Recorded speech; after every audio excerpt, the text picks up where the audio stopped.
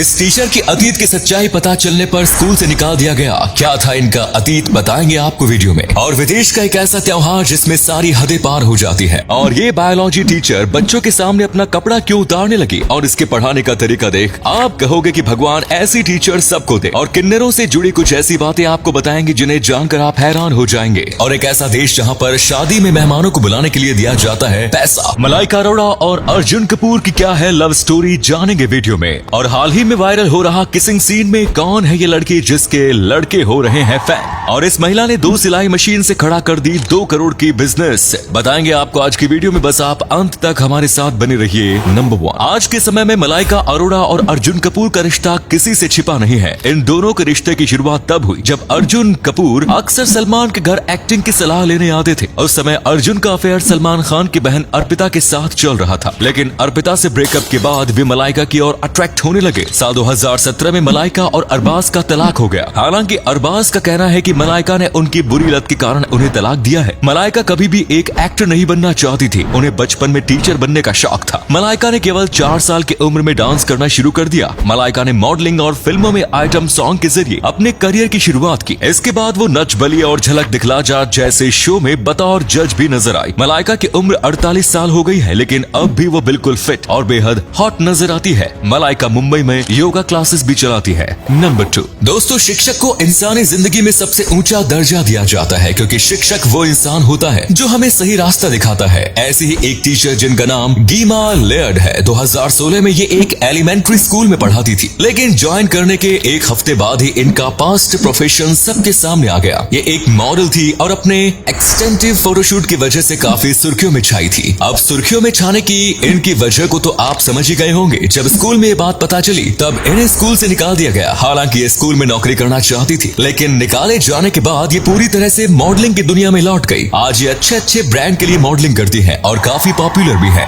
Number 3, बाहर के देशों में पढ़ाई को कितना मजेदार बना दिया जाता है इसका अंदाजा आपको इस वीडियो से लग जाएगा। नीदरलैंड्स में डेबी हीरकेंस नाम की एक बायोलॉजी टीचर है। अक्सर बायोलॉजी में skeleton system, muscle system, nervous system जैसे टॉपिक्स काफी बोरिंग हो जाते हैं, जिन्हें इंटरेस्टिंग बनाने के लिए डेबी ने एक नया तरीका निकाला है। स्केलेटन सिस्टम और मसल सिस्टम वाली ड्रेसेस पहनकर बच्चों को पढ़ाने लगी, जिससे बच्चों में सब्जेक्ट्स के प्रति रुचि पैदा हो सके। इतना ही नहीं, एक दिन तो वो अपने कपड़ों के नीचे ही दूसरी ड्रेस पहनकर आ गई और बच्चों के सामने ही अपने कपड़े उतारने लगी। बच्चों को टीचर का ये अंदाज काफी पसंद आया। ये वीडियो सोशल मीडिया पर काफी वायरल होने के बाद हर जगह डेबी के पढ़ाने के स्टाइल की चर्चा होने लगी। क्या हमारे स्कूल में भी टीचर्स को इसी तरह के इनोवेटिव आइडियाज अपनाने चाहिए? इसके बारे में आपका क्या कहना है? नंबर 4, किन्नर हमारे समाज का ही एक हिस्सा होते हैं, लेकिन उन्हें लोग हिजड़ा, छक्का, बीच का और ना जाने क्या क्या कहकर बुलाते हैं। किन्नरों के बारे में आम लोगों को बहुत कम जानकारी होती है। कहा जाता है कि किन्नरों की दुआ और बद्दुआ दोनों ही बहुत जल्दी लगते हैं, इसीलिए गलती से भी किसी किन्नर की बद्दुआ नहीं लेनी चाहिए। कुछ लोग सोचते हैं कि किन्नर की पहचान कैसे की जाती है। जन्म के बाद गुप्तांग के आधार पर किन्नरों की पहचान होती है, और जैसे ही किन्नर समुदाय तक ये बात पहुंचती है, वो बच्चे को अपने साथ ले जाते हैं। किन्नर अपने आराध्य देव अरावन देवता से शादी भी करते हैं। किन्नरों की जब भी मौत होती है तो उनका अंतिम संस्कार रात के अंधेरे में किया जाता है। कहा जाता है कि यदि कोई किन्नर का अंतिम संस्कार देख ले तो अगले जन्म में वो दोबारा किन्नर बनता है। किन्नर की मौत के बाद उसके शव को जूते चप्पल से पीटा जाता है और अन्य किन्नर समुदाय के लोग खुलकर जश्न मनाते हैं और नाच गाना करते हैं, क्योंकि मरने वाले को किन्नर के भाव से मुक्ति मिल गई है। नंबर 5, मशहूर सीरीज द फैमिली मैन में मनोज वाजपेयी की बेटी धृति के किरदार में अश्लेषा ठाकुर ने अपनी एक्टिंग और किसिंग सीन के जरिए काफी तारीफें बटोरी है। अश्लेषा का असली नाम महक ठाकुर है। उन्हें बचपन से ही एक्टिंग और डांसिंग का शौक रहा है और अक्सर वो स्कूल में ड्रामा और थिएटर में भाग लिया करती थी। अश्लेषा ने अपने करियर की शुरुआत टीवी कमर्शियल्स से की, जिसमें वो किसान, हिमालयन डेयरी मिल्क और कंफर्ट जैसे एड्स में नजर आई। इसके बाद वो जी टीवी के धारावाहिक